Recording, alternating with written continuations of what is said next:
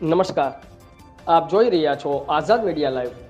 ઉનામાં રામનવમીના દિવસે બજરંગ દળના પ્રવક્તા એવા કાજલબેન સિંગાળા નામની મહિલા દ્વારા કોમવાદી ભાષણ કરવામાં આવ્યું હતું, જેને લઈને કોમવાદની સ્થિતિ ઊભી થઈ હતી અને ભાષણમાં મુસ્લિમ મહિલાઓનું અપમાન કર્યું હતું, જાતિવાદી ટિપ્પણીઓ કરવામાં આવી હતી, જેને લઈને આણંદના જાગૃત નાગરિકો દ્વારા કલેક્ટર સાહેબને રૂબરૂ જઈ આવેદનપત્ર આપવામાં આવ્યું હતું અને આ બાબતે પોલીસ ફરિયાદ લેવા, બે કોમ વિરુદ્ધ નફરત ઉપજે એવા ભાષણો કરવા માટે સરકાર કાજલબેન સિંગાળા પર કાયદેસરના પગલાં લે એવી માંગ ઉઠી હતી।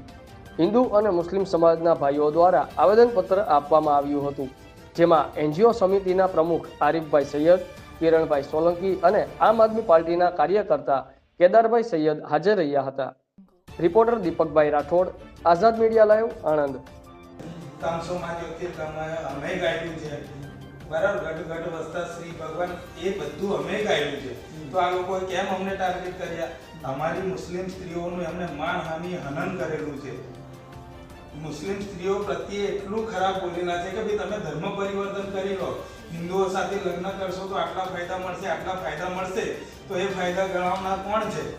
અને જો આ દેશમાં મોદી સમાજ વિરુદ્ધ જો રાહુલ ગાંધી બોલી ગયા હોય અને એમને 2 વર્ષની સજા થતી હોય, સાંસદ પદ એમનું જતું રહેતું હોય અને એમને મળતી સુવિધા પણ બધી પાછી લઈ લેવાતી હોય, તો અમે મોકલી આપીશું સર। બીજું કે આમની જોડે અમે પણ છે, હિન્દુ સમાજમાંથી અમે લોકો પણ જોડે જ અત્યારે આવ્યા છે કે જે કાજલબેને જે આવું એ આપ્યું છે, એક સ્ત્રી હોવા છતાં મુસ્લિમ મહિલાઓનું આવું અપમાન કરે છે, એ જતન્ય કૃત્ય કહેવાય। એટલે આપના તરફથી ઉપર સુધી એને મોકલજો અને એ જે બેન છે કાજલબેન।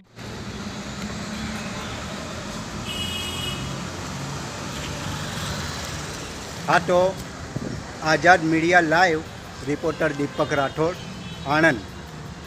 તો આજે આપણે કલેક્ટર સાહેબશ્રીની ઓફિસે છે અને જે 3 દિવસ પહેલાં કાજલ હિન્દુસ્તાની નામની બીજેપીની વિશ્વ હિન્દુ પરિષદની પ્રવક્તા જે કોમવાદી નિવેદન લઘુમતીઓ માટે કહી ગયેલા, તો એમની એ નિવેદનને ધ્યાનમાં રાખીને, એ ભડકાઉ ભાષણને ધ્યાનમાં રાખીને આજે આણંદમાં આગેવાન એવા આરિફભાઈ અને આમ આદમી પાર્ટીના કાર્યકર્તા કેદારભાઈ અને બીજા ભાઈઓ કલેક્ટરશ્રીને આવેદન આપવા આવ્યા છે અને કલેક્ટરશ્રીને એવું કહેવા આવ્યા છે કે એમના વિરુદ્ધ કાયદેસરના પગલાં લો।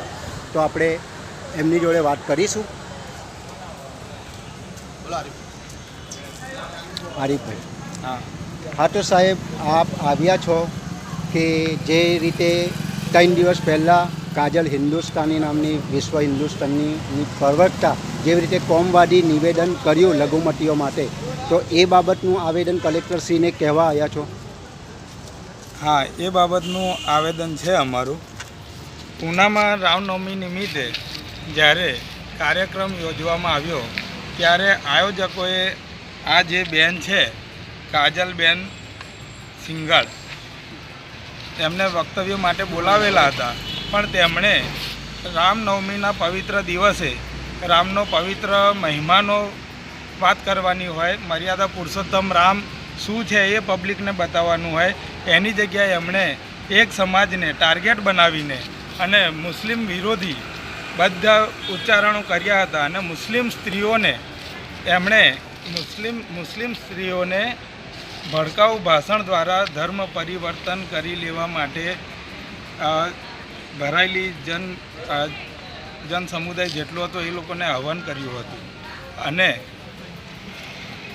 ઉશ્કેરીજનક નિવેદન કર્યું કોમ, ખાસ કોમ માટે, અને લઘુમતીઓને ટાર્ગેટ કર્યા અને લઘુમતીઓને